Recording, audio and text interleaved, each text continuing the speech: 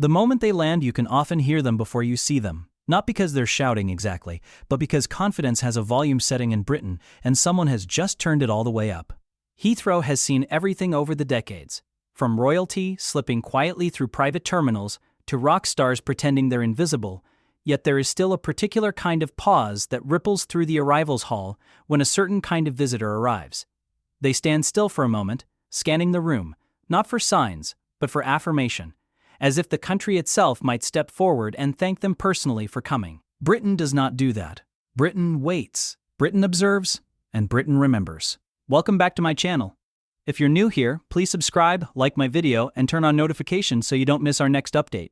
The first clash usually happens before anyone has even reached passport control. The queue, that sacred British institution, forms naturally, silently, almost spiritually.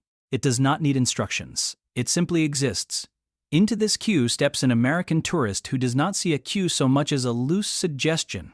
They roll their suitcase forward, scanning for opportunity, eyes darting for gaps, like a chess player seeing 3 moves ahead. When gently informed that there is in fact a line, they respond with confusion rather than apology, because in their mind, efficiency is a moral virtue. The British response is not confrontation.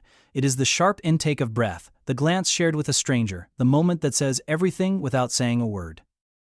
Somewhere nearby, someone will recount this story later, beginning with, "You won't believe what just happened," even though they absolutely will. Once released into the country, the next test arrives swiftly in the form of transport.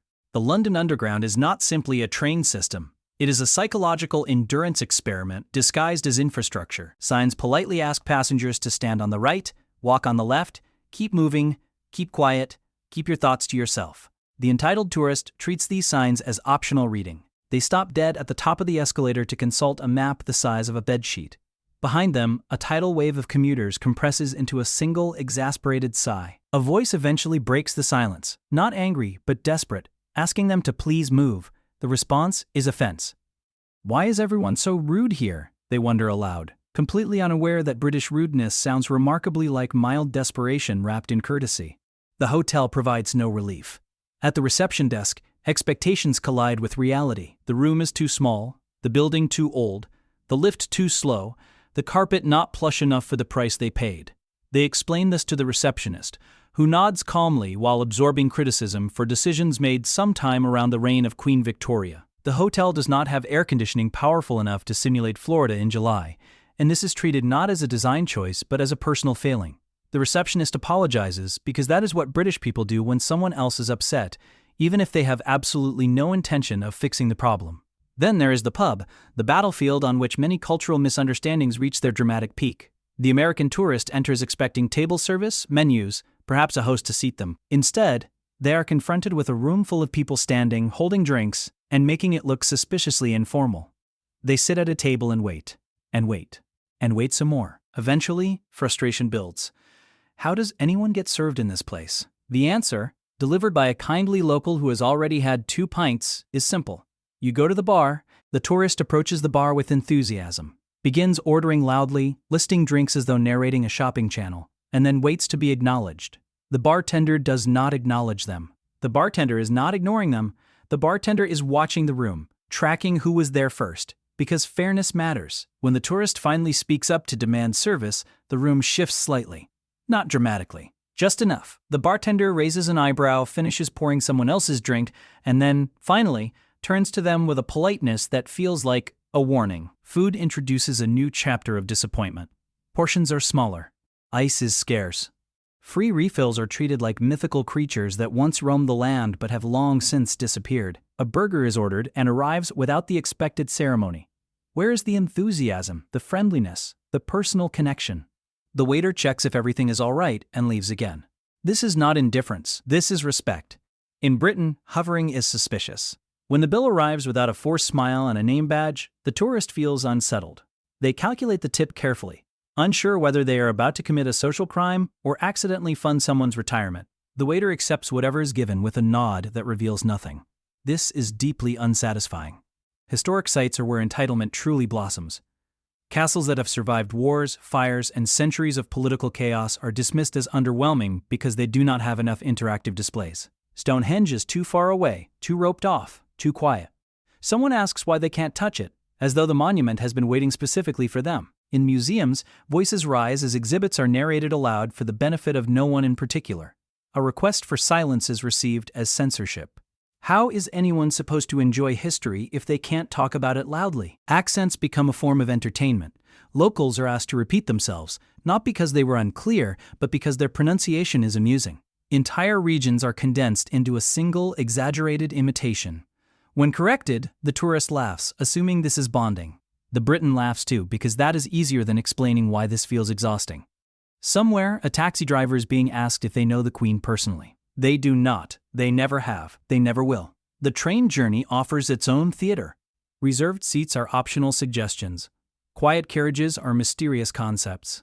Phone calls are taken at full volume, discussing plans, opinions, and grievances with the enthusiasm of someone convinced they are the main character in a very long film. Other passengers stare resolutely at their phones, at the window, at anything but the source of the noise. No one says anything. Everyone remembers everything. And yet, for all this, there is a strange affection that lingers. Because for every moment of entitlement, there is also wonder, genuine surprise at how old everything is, delight at discovering a village that looks like a postcard, excitement over a perfectly poured pint. Occasionally, an American tourist learns. They cue properly. They lower their voice. They apologize when they bump into someone who actually bumped into them first. When this happens, Britain notices. Britain approves quietly. As the holiday ends and suitcases are dragged back toward departures, the stories remain. They are retold in offices, in pubs, at dinner tables. They grow slightly with each telling, polished by time and humor. Tales of entitlement are not told with anger, but with the same tone used for weather complaints and train delays. Mild disbelief, wry amusement, a sense that this too is part of the experience. Because Britain does not shout its judgments, it documents them. Calmly. Patiently. And if you've ever seen someone stop dead at the top of an escalator while unfolding a map the size of Wales, you already know that some stories simply refuse to stay quiet. But the story does not always end at the departure gate, because some visitors take Britain home with them, at least in memory, and continue to process what they experienced long after the return flight has landed. This is where the real confusion often begins. They recount the trip to friends back home, struggling to explain a country where people apologize when you step on their foot, where sarcasm is a second language, and where emotions are hidden so deeply they may as well require archaeological equipment to uncover. They describe Britain as nice but strange, polite but cold, friendly but somehow judging without realizing how accurate that assessment actually is. Occasionally, one of them returns. This is when things get interesting. The second visit is quieter. The voice is lower. The confidence has been recalibrated. They stand on the right side of the escalator without being told. They wait their turn at the bar, watching carefully, learning the invisible system. They no longer demand ice, but accept its absence with dignity. When the rain arrives, they do not ask why it's raining. They simply sigh, which is the correct response. Somewhere along the way, entitlement has softened into awareness.